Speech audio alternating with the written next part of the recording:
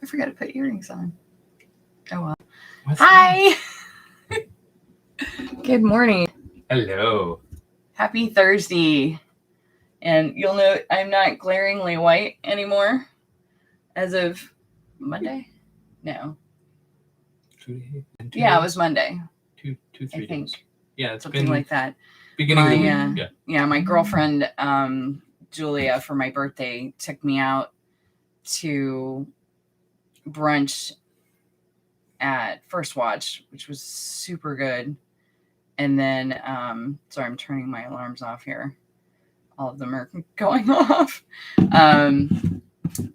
Went to First Watch for brunch, and then we went over to Sally Beauty Supply, picked out the color, which is plum brown, and it's actually, what's funny is it's purple, and it's showing up on camera like super red. I mean, it's still definitely got red in it, but so he's been grinning ear to ear since I did it. Well, it definitely looked more like some of the purple was in it the other day compared to today.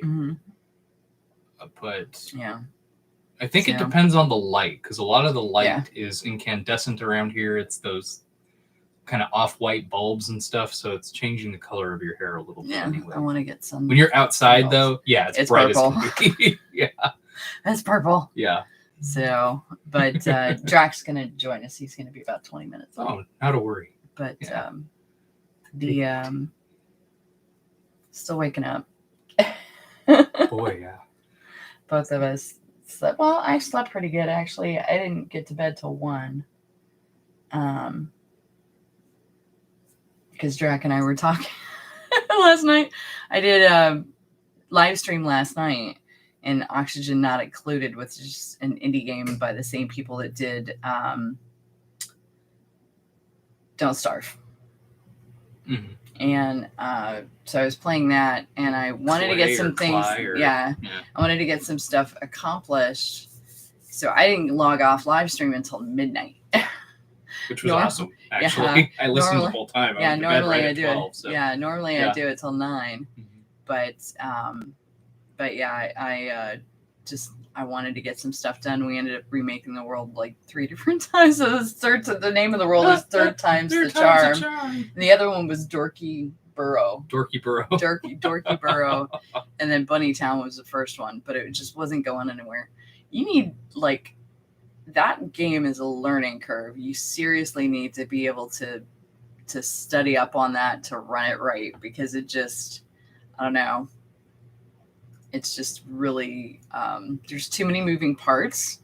And if you're ADD or even the slightest bit OCD, forget it. I can kind of like multitask and everything. The ADD helps. You need a system. But the OCD, you need a system. I'll get you to play it. Sit down and play it one. The most systematic game like that I've ever played is probably Civ 3 or 4. Yeah. See, I never got into it. And even then, you can automate a lot of the guys that are doing like road building and stuff. And all the buildings, once you say build this building, it builds itself until it's finished. Civ to Unless Sims, you change, but I haven't really played a whole lot of either one. Now, Banished is a new one that I picked up on Steam, and it is. Let me see here. See who makes it. That one's a lot of fun, but it's a matter of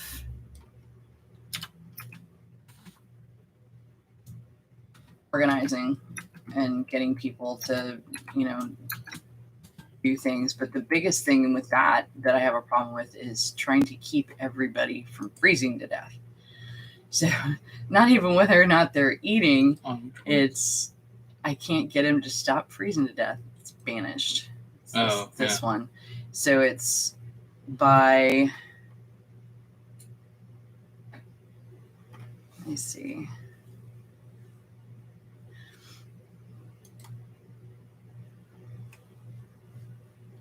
Shining Rock Software. And it's really cool in that it's the terrain and everything. It just feels very like northern woods kind of feel to it, which I love. Not necessarily Pacific Northwest, but like you're in probably how it was when they went west to California, where it's just a lot of northern. I guess what Little House on the Prairie terrain. Northern California today still has a lot of wooded area. Yeah, but it's really cool, and I like the building style. So Banished is one that I will make sure to mention with a link down the description. Say that's on Steam, right? Yeah. Yeah. I want to say paid like $5 for it when it was on a say. Actually, no, that's one of the ones I got free. Uh-huh. They had a every once in a while they'll run deals on Steam where they're doing some kind of a collection of games that's free, and that was one of the ones that was free. Mm-hmm. But it's also on GOG and whatever the other one is, but Shining Rock Software game development company is the one that did it. And I think that's their only game. Yeah, they've got a couple things in development, but I like it. I like the gameplay. I love the architectural style. It runs easy on my computer, and it has the seasons and everything, and it's really pretty when it snows. Except for my people die. Well, that's one of the nice things about, especially with the older. I know that one's not older, but a lot of the older building games like Civ 3, Civ 4, Age of Empires, those kinds of things. Those all run really easily on even my computer, which is like 11 or 12 years old. So, which is great. So I can play those fairly easily. But the other thing that's been going on is I've actually been writing. And I have not been doing it on live stream because my writing live stream on Wednesdays, Wordy Wednesday, I ended up converting to Minecraft because I was in edit mode and just couldn't wrap my head around trying to write on screen anymore. So I got a couple more weeks in on it, but for the most part, it was just needling little things because I was reading it aloud and trying to refamiliarize myself with what I'd written before because I hadn't touched it in months. So, but I've been averaging, let me see, 1,560 words a day because I've been waking up early. So I'll journal or I'll sit and write. Lately I've been writing, or I'll write it out here. But I love how it says daily word count is like, because I haven't written anything today yet. So it's kind of like dumped. Yeah, that's for today. I haven't written anything yet. So it's got me like not the pie chart, but the graph on it. The line chart. Yeah, line chart's pretty graph. Hysterical. My average writing speed is 18 words a minute. Because I'm handwriting it. So handwriting, that's not bad actually. Probably, but it's definitely a lot slower than I type. I don't know what my typing speed is anymore because I'm kind of half hunt and peck, half sightless typing. I start hunting and pecking when I realize I'm not looking at the keyboard. Like I'll be typing along and I'm going really great, and then I slow down because I looked at the keyboard and I'm like, oh wait, I need to look at the keys. So my brain just kind of takes over. It's weird. I had a CD for typing ages ago that I did that I really liked, that it had like ghost hands on the screen. So you were looking at your fingers, but you weren't looking at the keyboard. I was saying that's not Mavis Beacon. Yes. It is? Yeah. Oh. Yeah. It's like upscaled Mavis Beacon. Wow. Yeah. That was one of the newer ones. That's but like in the Matrix Mavis Beacon. Mavis Beacon. I can't talk today. Mavis Beacon in the Matrix. Betrayal and waffles. It's our other joke. We have Betrayal at the House on the Hill, which is one of my absolute favorite board games. I want to play this week sometime. We need to play. It's my birthday. I'm allowed. I'm bound determined I'm gonna get him to play Scrabble with me too for my birthday. You don't want to play him Scrabble ever, because Mr. Latin over here will find words in the English language that you had no clue even existed. And although I usually win, which is probably why you don't want to play with me. But Scrabble's another one of my favorites too. But we were joking around with Issa's partner Josh with the whole betrayal and waffles thing, that we were gonna do 4 a.m. waffles and play betrayal at House on the Hill at one point. So, which is when we would need the coffee for today. Da, da, da. We took my mom to Trader Joe's yesterday, or day before yesterday, because yesterday was her birthday. It was my grandmother was the 14th, my mom's the 17th, and I'm the 20th. So we're all exactly 3 days apart, which was kind of cool growing up. But we went to Trader Joe's, so we picked up some Trader Joe's Joe, and it's medium roast. We did the whole bean, so we have beans, because grinder beans to grind. So and I need my aromatherapy. Excuse me. Oh, okay, I'm awake. Not really, but good stuff. It's 100% Arabica and whole bean, nitrogen flushed can to help ensure freshness. So yeah. Yeah, until you crack it open. You crack it open. But that's today's is the Trader Joe's Joe. And they had some oddball ones there too that were they had the pumpkin spice, of course. But they had a Christmas one. They had I think it had nuts in it though. I can't remember what tea. It was like a mix of tea and coffee. Which one was that? Oh, that was that we didn't get, but it was like $2.50 for a box of it or whatever. It was it was like pumpkin coffee tea or something like that. No. Something crazy like that. Espresso tea. Maple. It was the maple espresso black tea latte. Oh, okay. So that is on the list for next time, because I want to try it. It just sounded like it would be kind of good. Mm-hmm. It's a perfect autumn morning, but it's black and herbal tea leaves, maple, ground espresso beans, and steaming latte. So yeah, so that just sounded really good. And I'm a sucker for maple anything.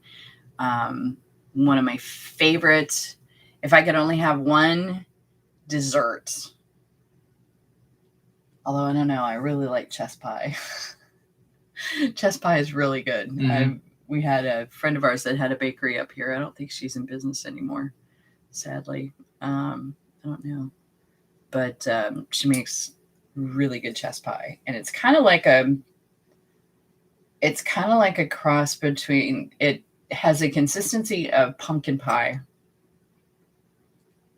but it's got like a maple brown sugar flavor to it. Yeah. It's really good. But if I had to choose one thing, it would be panuche fudge, which is brown butter or brown sugar fudge. We had Kilwins down in Florida. Yeah, it's raw sugar. It comes from Mexican Spanish word panocha, which is raw sugar. And apparently it's a thing in New England. So, yeah, brown sugar, butter, and milk. No flavoring except for vanilla. I'm going to make some. I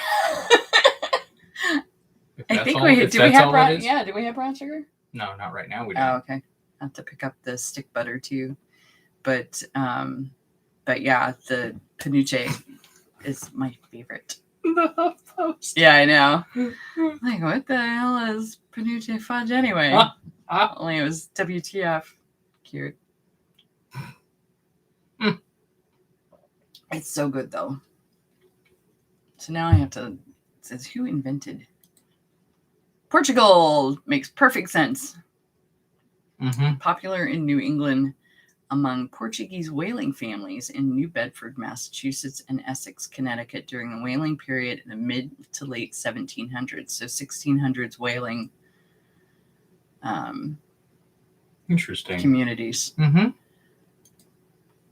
And that's definitely an unexpected origin. Yeah, panuche is a fudge-like candy, so it's not technically fudge. It is, but it's not. But that's interesting. I didn't know that. But yeah, seriously, like my favorite. People will make it with nuts and stuff sometimes, but let's see, does it? But it's brown sugar. Is there any milk in it? Yeah, brown sugar, butter, and milk. Oh, okay. And vanilla. I was gonna say, yeah, fudge tends to have milk in it most of the time. Yeah. That I've ever seen. Yeah. But you can make panuche frosting. I just wondered if there was a difference between that and other fudge. Yeah. That's classified as fudge. It's technically not fudge. But you can buy, there's a company that I bought from on Amazon. Yeah. That had the panuche that was pretty good. It was a little denser than what I normally like. Yeah. But there's a place here locally that makes it too. Hall's is the one that they have. It's like $20 a pound, though. But that's that big container of fudge that I had that I shared with you guys. Yeah. Partially shared with you guys. That was pretty good. I was hoarding that stuff. But yeah, good stuff. Really, really like it. That's probably my favorite. I will have to make some for Christmas because I know Josh doesn't do mint. He doesn't like peppermint or mint of any kind. So I need to make some panuche, I think. See if he likes it. Speaking of holidays, so Thanksgiving is coming up next week. And I'm really excited actually to celebrate the holidays this year because of the fact that my mom has finally agreed to be able to do stuff with us because and it's weird. She doesn't go anywhere, literally doesn't go anywhere and has no exposure to anybody or anything really. She has people drop off groceries. But she's super careful, and the person that drops them off practically hazmats up because they know she's nervous, which is really sweet. But she's got plastic covering and hands and mask and everything. She's a college student, but some moms not been getting exposed to anything that I've noticeable outside living in a bubble, and hasn't been worried about us getting her sick. She's been worried about her getting us sick. So she just turned 88 and there's no convincing her otherwise, but she has decided that she's okay with doing Thanksgiving with us and doing Christmas. So I'm really excited. A couple of weeks ago, I got to give her a hug for the first time in like 2 years, and we both cried, and I had to pull away because I knew she was going to start breaking down. But yeah, so I'm looking forward to that. And we've been talking about probably doing a spiral ham, I think, for Thanksgiving. Definitely green bean casserole. Cannot have Thanksgiving without green bean casserole and cranberry stuff. So we're doing that. Potatoes, I'm not sure what we're going to do.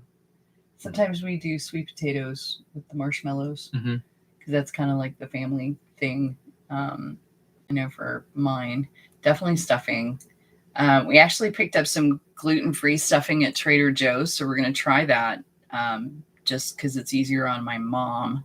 And I've got a recipe for sweet potato bread, which is sweet potato puree with which you can make your own with fresh sweet potatoes, which is what I would prefer. But we ended up doing the canned route because of the recipe. The first time I make it, I want to make it the way the recipe says, and then I can modify after that. Self-rising flour and milk, and that's all it is. So, and you're not supposed to knead it. So I don't know if that makes it gluten-free or not. I would think, I don't know. I haven't made it yet. So we're going to find out probably today. I'm going to make it, but that might be part of something over the next couple of months, or the next month. But it's coming up quick. It's coming up real quick. December 1st starts my digital advent on Patreon. So if you want to, I would love for you guys to follow me on Patreon, even if you don't pledge. Following makes a huge difference for me. So if you follow on Patreon, and I'll have the link down below, and it's on any of the other videos too. Starting December 1st through December 25th, I have a digital advent that I do every year. It's 25 downloads. You will need a printer or be able to, download the file, put it on thumb drive, take it over to the office supply store or something, or somebody who has a printer. And it's greeting cards, paper dolls, gift tags, gift wrapping paper. It's just, for like smaller gifts. Like, so for stocking stuffers, you can take the paper and do it. I've got where is my little girl? So this is one of the, she's not put together properly. She's actually glued. She lost her wreath. Hang on. Okay. So this little girl, she's not put together properly because I couldn't find my brads off the top of my head. So she's actually glued together in spots. But this little girl has a removable poinsettia wreath. And when she's put together with the brads, everything folds up to where the torso, like you can spin the head and the arms and everything else around, and you can fit her in a greeting card. So she is she's day 2.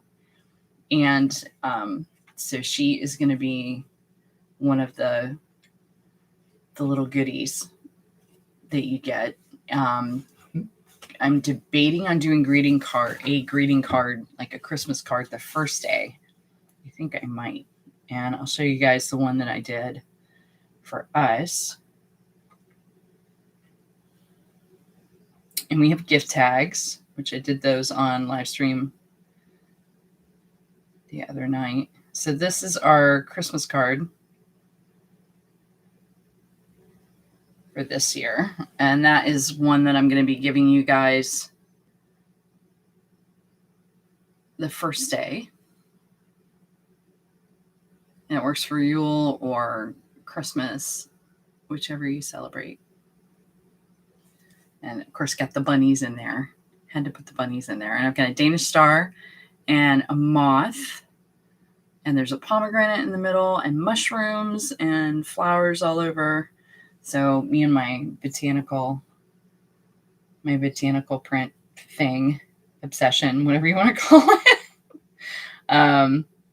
And then I did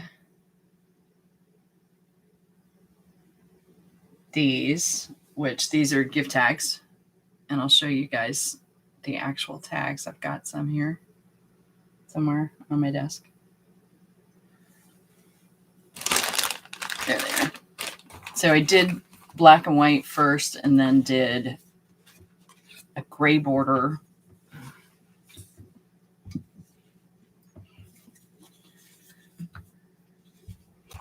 So the first ones look like that.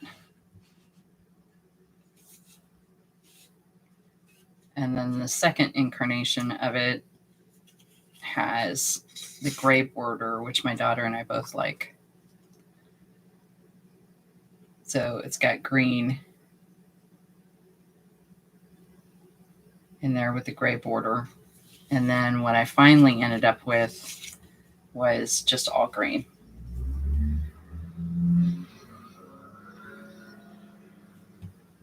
And I have 3 different designs. I'll show you the black ones for that set so that you can see what it actually looks like. But I did those in symmetry on Procreate, and I'm going to be posting those time lapses for those on TikTok today. So if you want to watch me draw, take it off autofocus and zoom in a little better. So those are the 3 gift tags that'll be on a sheet during the first part of the digital advent. And these are not things that I'm selling. These are strictly for Patreon. They will end up in a book later. I am actually compiling all of my digital advent stuff into a book that I'm going to publish hopefully in December. So it's not going to be available for Christmas this year. Patreon is the only place you will be able to get these.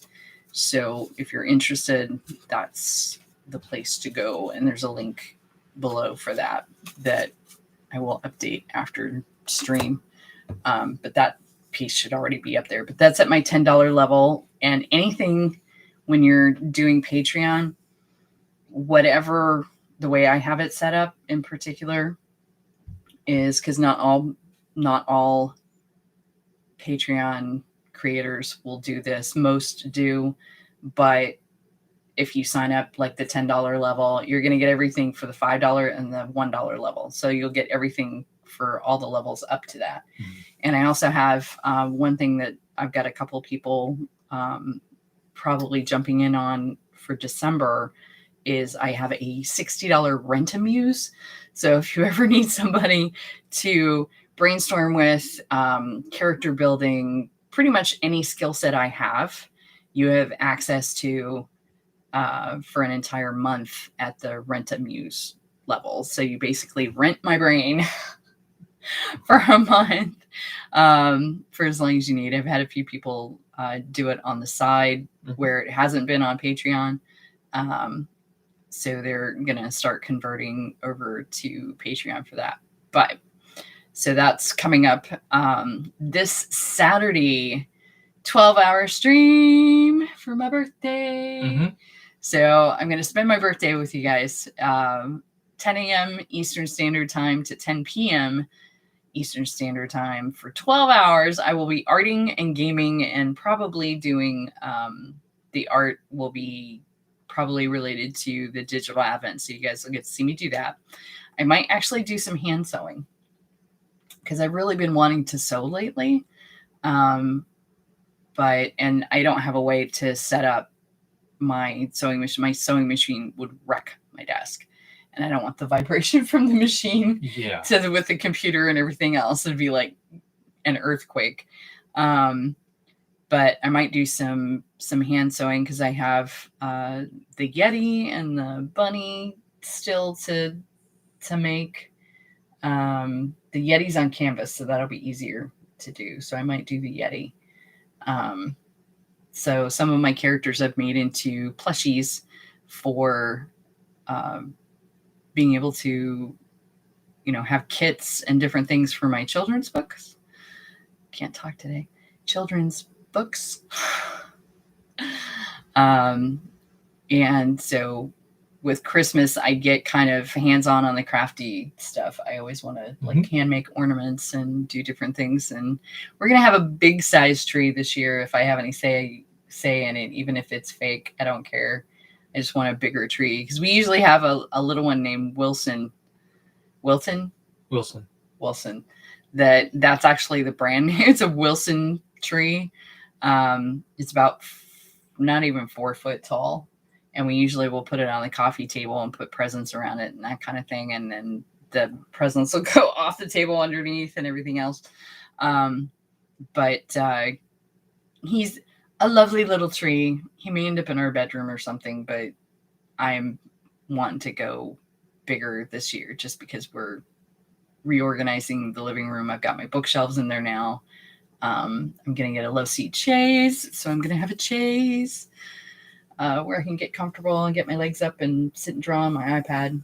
And I don't have to be at my desk. As my desk is actually bad for me. So we're going to do that this year. And Christmas traditions are usually chili and homemade cornbread and some kind of, fudge or something on Christmas Eve. And then Christmas morning is all stockings. And then usually Christmas Day, we'll open the house up to have people stop over if they want to. Sometimes we'll have stockings for them. Just our tight-knit little family circle.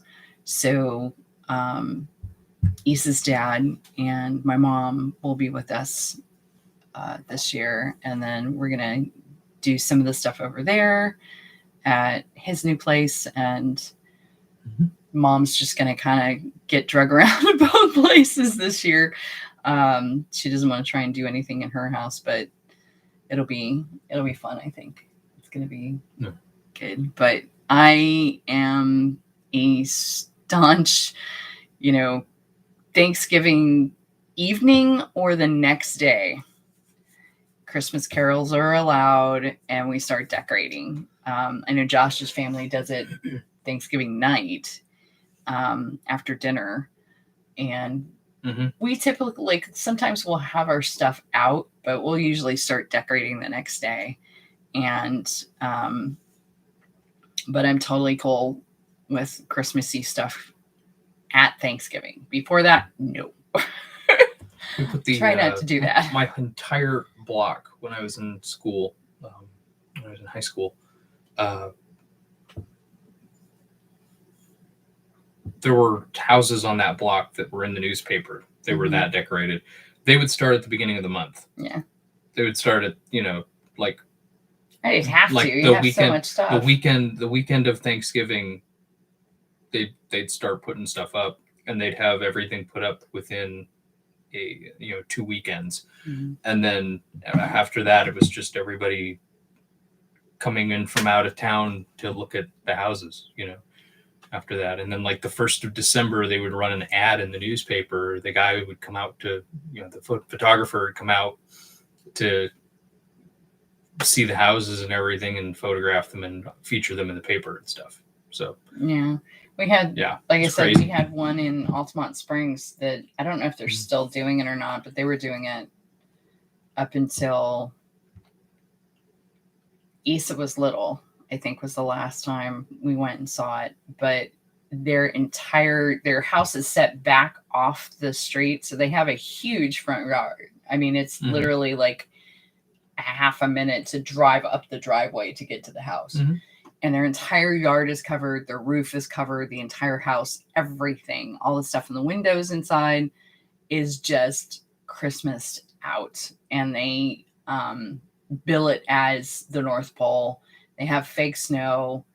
The owners dress up like Mr. and Mrs. Claus.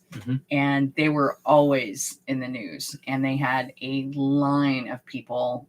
They had a guest book that you could sign if you got out of the car.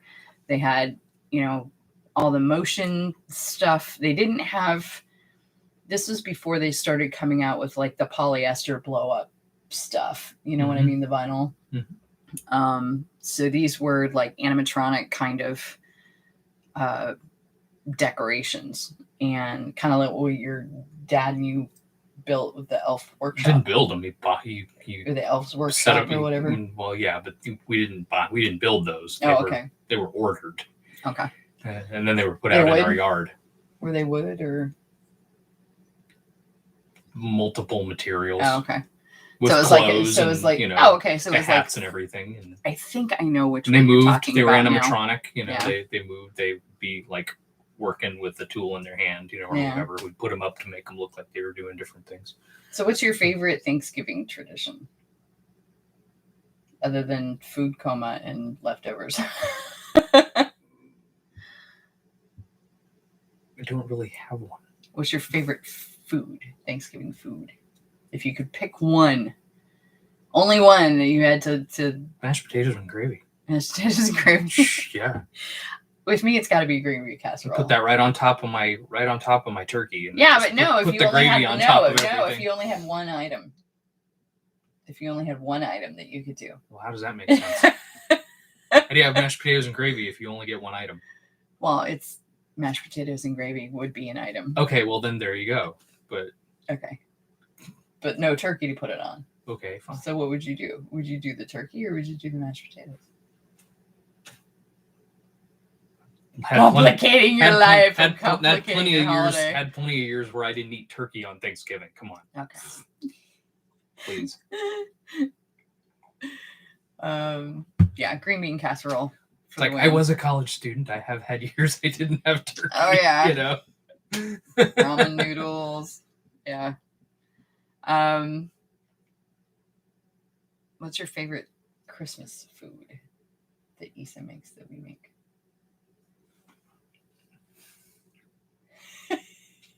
She can. Now keep in mind, Issa cooks for an army, which is awesome because we have leftovers. The cinnamon roll in the morning. The Christmas star. Yeah. Yeah. And it's going to be that crack one this year because she did that cream cheese, cinnamon, Just cream don't blow cheese up thing. the oven Yeah. doing it.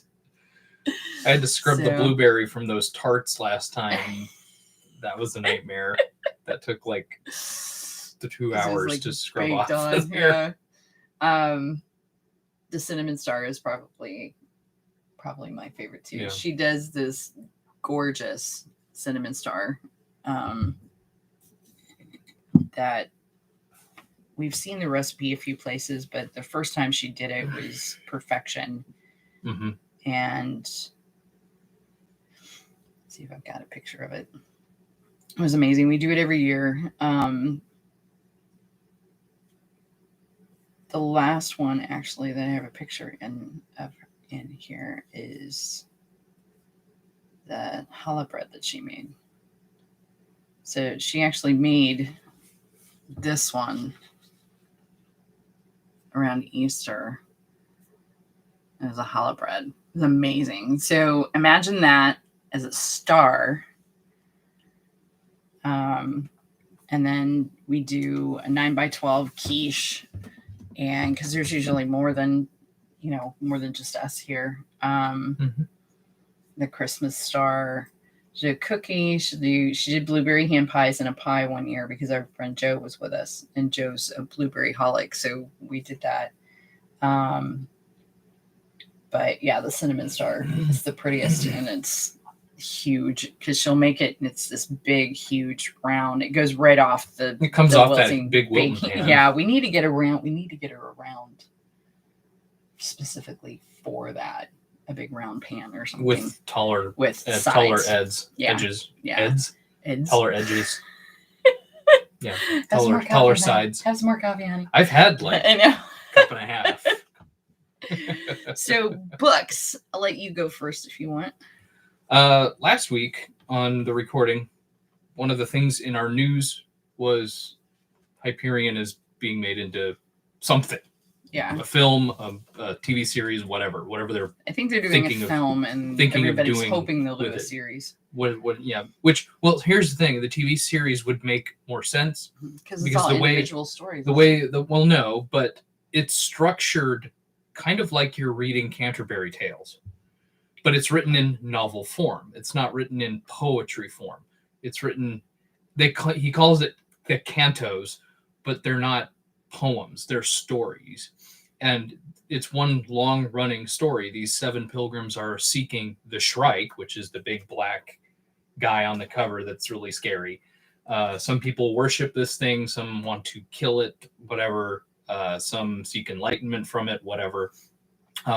These 7 pilgrims are traveling to learn secrets that they've had their whole lives from the Shrike. They're on this big quest, and the story starts with the priest, much the way, the Canterbury Tales start with these different individuals, each telling their story. And so he's telling the stories of each of these 7 travelers as they head to the time tombs. So, but I'll leave it there. Dun, dun, dun. So time tombs. But so yeah, and that's the first book. There are 4 of them total. 2 that take place on Hyperion, and then the next 2 go into the story of Endymion, which is the rise of Endymion and Endymion. So, which is funny because Endymion in Greek myth is the moon goddess's lover, if I recall. He was a shepherd in Greek myth, if I recall Sounds correctly. familiar. So, kind of like in Fruits Basket when he falls in love with her and she becomes the moon, So, Endymion in Greek mythology, beautiful youth who spent much of his life in perpetual sleep.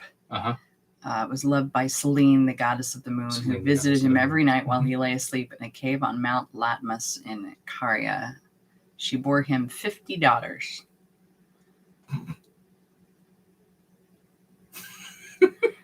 You go, girl, because I have one. And nope. Mm-hmm. Nope. You're a goddess. So I've been talking about Natalie Goldberg's Writing Down the Bones, which I love Natalie Goldberg. The first time I read Writing Down the Bones, I wanted to quit my day job, and this is before I was full-time from home. I quit my day job and just write 24/7. So she has that kind of, pep talk for writing. Well, this is her practice of writing memoir, Old Friend from Far Away. So this is Natalie Goldberg on writing memoir. Really good book. I actually need to go through and absorb it again. Usually what I'll do is go through, read, and then go through and devour, like absorb, make notes, highlight, whatever, for reference books. I don't do that on regular books. I use Post-it notes for that. But she has a lot of writing prompts in here that are, very simple, or like here's some give up. What can you give up knowing? Go for 10. So 10 minutes you sit and write about that. Or what do you no longer have? Go for 10 minutes. Or what was outside your bedroom window? Go for 10 minutes. That kind of thing. And then there's some longer ones. It's a couple of pages, make you think about stuff, or a paragraph. Like this one is a paragraph prompt. But I really like how she goes about teaching you to dig deeper and get past the, oh my gosh, what am I going to talk about? Oh my gosh, what am I going to do? And essays and memoir are 2 of the things that I'm really wanting to work on, because I would love to do a series of essays as well. So that's one of the things that's not fiction that I've been reading. This one is Big Magic by Elizabeth Gilbert. And you probably know Elizabeth Gilbert from Eat, Pray, Love. Absolutely love this book. The first time I had any exposure to it was on audiobook, on Audible, because I've got Amazon Prime. So I ended up doing Audible for a little bit. She reads it on the audiobook. Love it. It's a lot of fun. I ended up listening to it a second time with my daughter, And then I finally had to get the book. I had to have a physical copy of this book. Cannot recommend it enough. I like Elizabeth Gilbert's writing most times. I have not been able to get into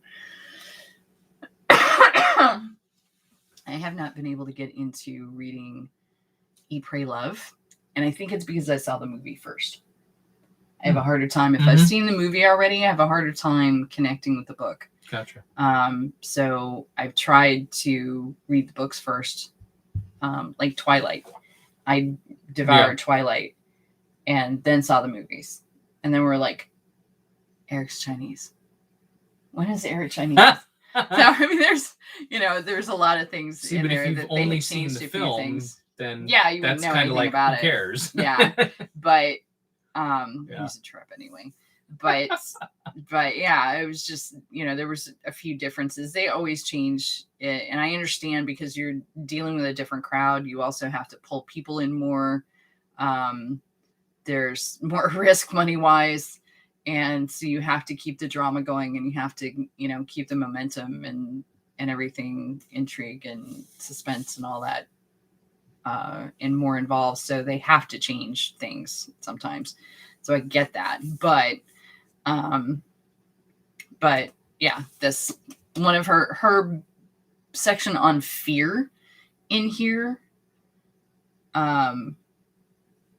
was transformative. Big time. So if you get a chance to read or even do the audiobook for Big Magic by Elizabeth Gilbert, totally recommend. Two of my favorite books, one of which is Nick Bantock. I have picked up several copies of this book and gifted them. And I still think I have 2 other copies besides this one. Like I'll get old library copies but the Egyptian Jukebox is a puzzle game. Absolutely adore this. It says, from the mind that created the Griffin and Sabine saga, as well as the perverse pop-up versions of the popular rhymes, now comes a knock your socks off beautiful book of art containing a mind-bending trail of clues with which to solve the conundrum posed by the Egyptian jukebox. So the Egyptian jukebox is an actual piece of furniture. And what it is there's a story. And of course, it's Nick Bantock's artwork, so it's gorgeous. There is a solution to it under a flap in the end. But you have to read the story. And then you're given a inscription.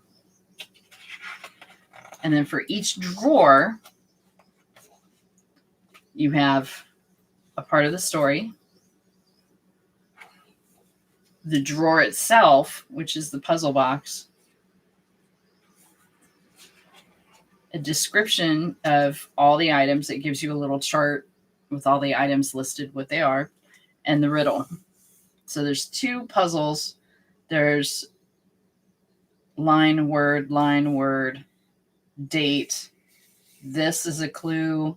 And then this goes into, it'll start you at one spot in the drawer and have you, like, it'll say here, start at the scarab, go north to the whatever. And then, this is part of the puzzle too. And you navigate around the drawer. So there's a different one for each one. And it's just beautiful, beautiful photography. And I will once in a while replay it, but it's a lot of fun. If you like puzzles, it's really unique. Absolutely recommend this one. And like I said, of course, anything Nick puts out is gorgeous. And then this is one of my favorite children's books. I'm doing children's book illustrations for somebody right now that should be done this next week. So I am with any luck by the end of next week. So I still have some more pieces to do for it. I sent her the cover for it the other day, and she's all excited about it. So, but this is one of the books that really influenced style with me on some projects. It's The Secret Lives of Princesses, and I got this because I was completely enthralled with how the book is laid out. Like, of course, a map, but the way that the pages, I'm sorry, I put you like, Val's over there somewhere. You can peek over. But, you know, the illustration style and how everything is put together in here is just amazing. Absolutely amazing. Beautiful colors. The text is in odd spots. You know, like you have text over here on the tree. You have text here. There's one in particular, like this one has kind of a different layout for text. But there's one that has, this is one of my favorites because I'm a mermaid, so anything water, ocean, gorgeous watercolor illustrations. Possibly gouache, and it looks like I see strokes in there. It could be colored pencil too. But there's one in here in particular where the words just kind of go across all over. I like this one too, how the illustration interacts with the whole page, the whole double page spread. It is a big book. But it has like a practical guide in the back. It has different things in here. I love this little one because it's palaces and residences. It has little architectural drawings on it. Part of me wants to build a couple of them in Minecraft. I like that igloo with the thing on top. That's pretty cool. I've never seen that before. Definitely looks fictional, but it feels like it would be cool to build in Minecraft. Build a big igloo and then put this big like house on top, upper room on top or something, or make that the chimney or something. You know, I could see doing that. You know, but I just love how it's interactive and laid out. Like this one actually has an elephant with a house on its back. It reminds me of the Sultan's elephant. And which I'll link to that too. Sultan's elephant at La Machine in Nantes, France is amazing. But I like all the little interactive charts and different things that they have in here. But the book itself, the story and everything is just adorable. And it's just really, really fun. Lots of doodly bits and just really like this one, Princess Mollycoddle. I love the color palette on this. So, but this is one of my all-time favorite children's books, and I found this probably it's been a few years, not long after it came out, and it's actually like I said, it's been a while. I roughly remember when you got it. 2004 was when it was originally published. So this is a first edition. No, it's not. This is translation 2010. Illustrations by Rebecca Dotrimer, which I will link to her. So this is 2010. Is when I picked this up, probably. Still been a while. Yeah. So this is. I've had this for probably 10 or 11 probably years. At least 10 years. Yeah. So one of my favorites. Absolutely recommend. I will put a link to that in the description so you guys can check it out. But so we have 5 minutes. I'm going to pull a card. So today's deck is one of my favorites. It is Tarot of the Gnomes. Tarot of the Gnomes, or Tarot de Zwerg. We had a friend. Der Zwerg. Yeah, Mhm. I'll leave the linguistics to him. He's better at pronunciation in some languages. So I had a friend of mine that they had a little boy, and all you had to do was put a little red hat on him. He looked like a garden gnome. They called him Zwerg. That was his nickname. I'm like, I hope you guys don't do that when he's old enough to know what you're calling him. But he did, and they would pose him in little red hats because he just had this little round cherub face and a little round nose. And all you had to do is just put a little rouge on the end of his nose and his cheeks, put a red hat on him, and I swear he looked right out of the gnome books. It was so cute. But it was just like, oh my gosh, that is therapy. Your kid's going to need therapy. So, but I got this because it was a little deck, and the illustrations are really cute on it. It's carry size. There's the back. It's Altoid tin size. Like I said, yeah, it's carry size. Yeah, so we're gonna pull a card.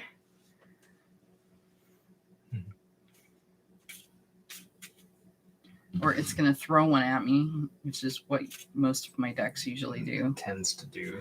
Yeah. But I like these because they're easier to hold, like the playing card size. This is what they call a domino ratio deck. So it's not the same size as a, playing card deck. I always shuffle them 3 times.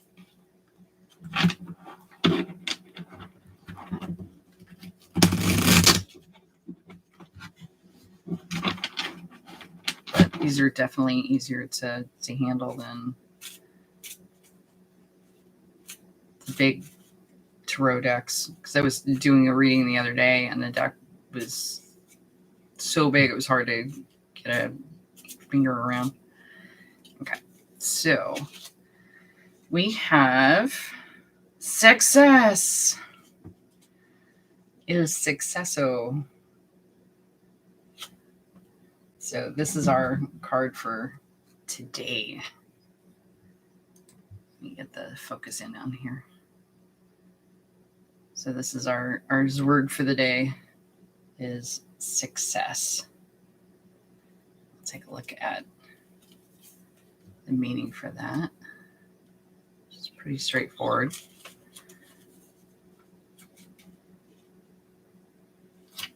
It's not fortune, is it?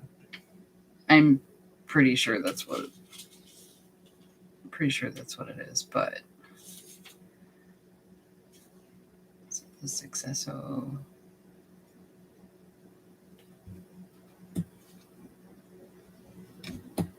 I'm just thinking there's a woman in a wheel on it, or a round object. I'm like, is that fortune? Yeah. That would be my only cue, so. No, fortune's a different one. Mm-hmm.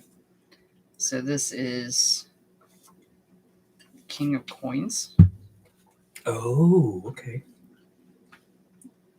I'm looking at Italian. That's not going to help me. I know enough Spanish to get around it. I could probably read the Italian in a pinch, but yeah. I used to be able to read Italian newspapers, just pick it up and I could understand enough of it to get the idea. Mm-hmm.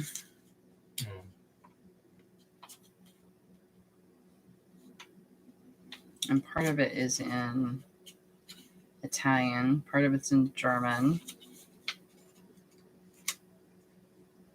You can always put it in Google Translate if you need to. Yeah. But since it says what the language is there. Well, it's the king of... It's not going to be able to copy and paste it. You're going to have to type it. Yeah, no, that's fine. King of Coins. Wealth and success. Mm-hmm.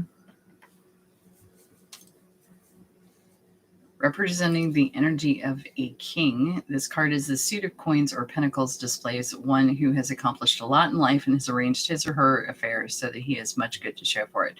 Possessing a practical genius in the ways of the world, he loves to build things.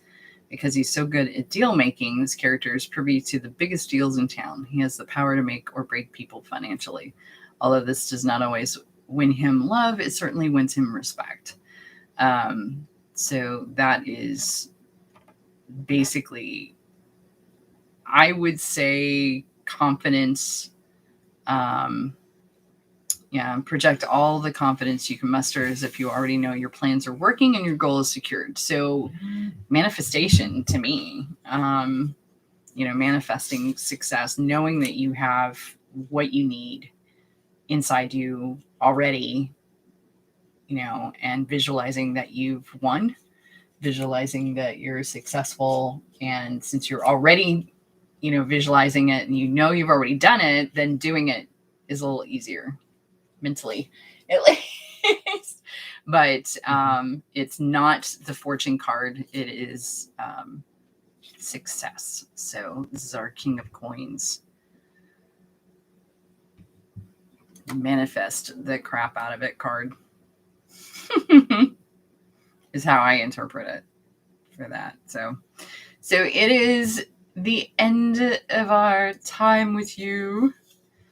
Thank you so much for being here and hanging out with us. And if you're joining us after the fact and watching after the fact, because I know Chad, hi Chad, always he ends up at work, so he has to kind of watch it like a podcast later. And Drac and everybody, love you guys. Thank you so much for watching, and I hope to see everybody Saturday, 10 a.m. Eastern Standard Time on Twitch. I'll have a link below. And I will be doing a 12-hour stream. And it would be so much better if you guys came and helped me celebrate my birthday. 52 turns around the sun. So, but thank you so much. You guys have a great rest of your week and weekend. And we'll see you next week. Bye.